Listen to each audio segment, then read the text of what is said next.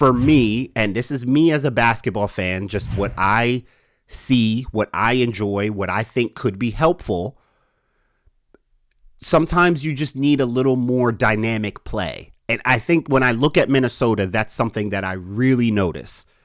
They could use some more dynamic, especially guard play, because Ant does so much in terms of dynamic scoring, playmaking on his own, sure. But you want to have other players that can be dynamic, especially when your best player in Ant is so dynamic himself.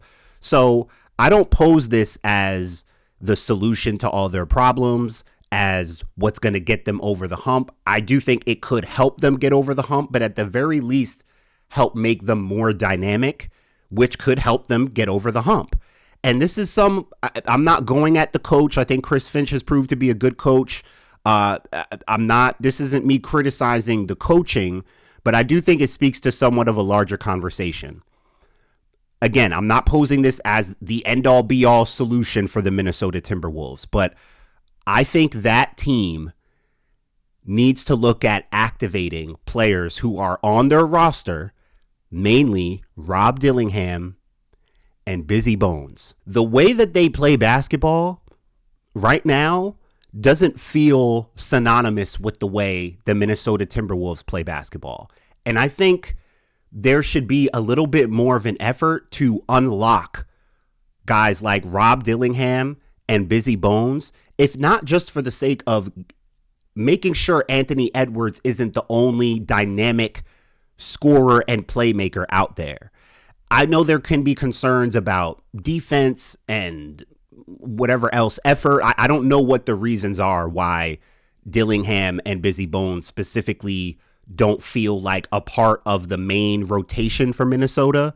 But I'm saying one of the assistants, trainers, the head coach, so people should be making more of an effort to help them unlock their natural games within what Minnesota is trying to do. Because I just feel like once we get to the playoffs, we all know teams are going to focus on Ant. You slow down Ant even a little bit. You force him into tough shots. You make him work so hard on defense that he spent on offense. If you can limit Ant even a little bit, Minnesota's at a disadvantage. They don't have enough weapons, enough scorers, enough dynamic play to make up for if Ant is going to have, a tough night or a tough couple games in a 7-game series. And again, I'm not saying this is what's going to do it for them. I think this is a small, subtle adjustment and approach that could result in helping them get over the hump. I'm not saying it's the solution. I'm saying it can be part of the solution. And when I've watched Minnesota over the last couple of years, again, I like they got DiVincenzo in that Knicks trade. Julius Randle seems to be working out for them. When I look at their roster and players they have available to them, why would you not unlock? Why would you not be looking to more unlock and unleash Rob Dillingham and Bizzy Bones? Maybe there could be things that I don't know about. I'm not in those practices, in that film session, in those locker rooms. I mean, things can be personal, political. There could be issues with, remembering plays or coverages, there could be any number of things. But I think those things need to be, I think you need an effort to more figure out those things so those kind of guys can feel part of the Minnesota offense and operation. Again, not saying hand them the keys. They should be, Rob Dillingham and Bizzy Bones should be considered more consistent, empowered role players for Minnesota.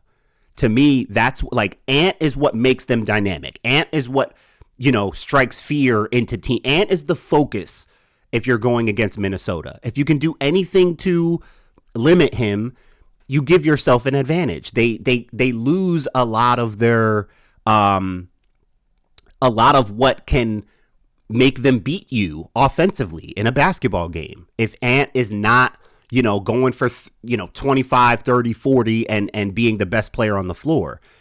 You need other guys that can look at what Boston had. Like Boston has a Derek White, and I know it's a different thing with systems. It's different, I know, but Boston has a Peyton Pritchard unlocked him right off the bench. Like, he comes in, he knows he can do him, be himself, and it contributes to what the team is doing. Who are the next guys up after your best player or best players, right? Ant and Julius Randle. If you guys are off or struggling or whatever, who else is dynamic enough to make plays, especially off the dribble? Off the dribble. Like, you're not relying on Mike Conley to take over, a spurt of a playoff game with dynamic play and scoring and shot making. Rob Dillingham can do that. Listen, I'm not an NBA coach. I'm not on a staff. All I know from watching enough basketball all my life, Rob Dillingham can hoop. It's not the only prerequisite for just getting minutes in an NBA game is being able to hoop. We know that. But at some point, at some level, when you're a team like Minnesota that's trying to get over the hump and that needs more dynamic guard play and offensive play, those are two guys that I would be looking to empower constantly and make sure that they feel included and involved and part of this. If Bizzy Bones and Rob Dillingham, if their play styles are applied and encouraged in what Minnesota is doing, that makes it more fun for Ant. That alleviates the pressure off of Ant. It makes the team more fun, and I would argue better. It's not just about having more fun. You want to win games, but I think this is part of the formula. If Minnesota is going to continue to evolve and try to become a championship caliber team, those are the things that need to happen just as much as Ant's evolution as becoming, possibly the best player in the NBA. Activating and empowering those guys. I'm looking at those two in particular. You have Rob Dillingham and Bizzy Bones on your team. Both of those guys, if you know anything about those two guys, it's not even just saying they can hoop.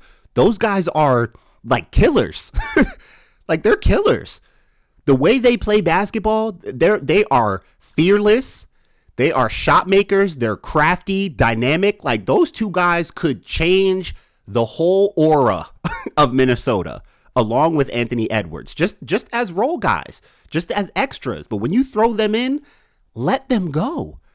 And again, I'm not criticizing coaching or anything, but I just think this is part of a larger conversation of untapped dynamic talent. And this is NBA, WNBA, college, high school. I mean, it's across all sports, right? It's so important to be able to nurture and like package the kind of when you have talent that is that dynamic, you have to put I'm not saying, put all your eggs in that basket. I'm just saying, make sure those guys are empowered. Make sure those kind of players are empowered because they can help you. They can help you become what you think you're trying to become. But sometimes you've got to embrace different dynamic styles of talent and nurture it. And that's what coaching is for. Coach that up. Right? I mean, if they're uncoachable, that's a problem. I mean, if they're just uncoachable, I don't know that to be the case.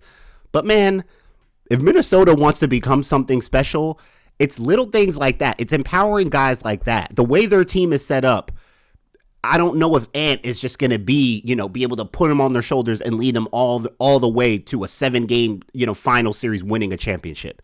You need depth. You need dynamic talent. And the way Minnesota is set up, I really think it would benefit them to empower Rob Dillingham and Bizzy Bones. It would help Ant. It would help Minnesota.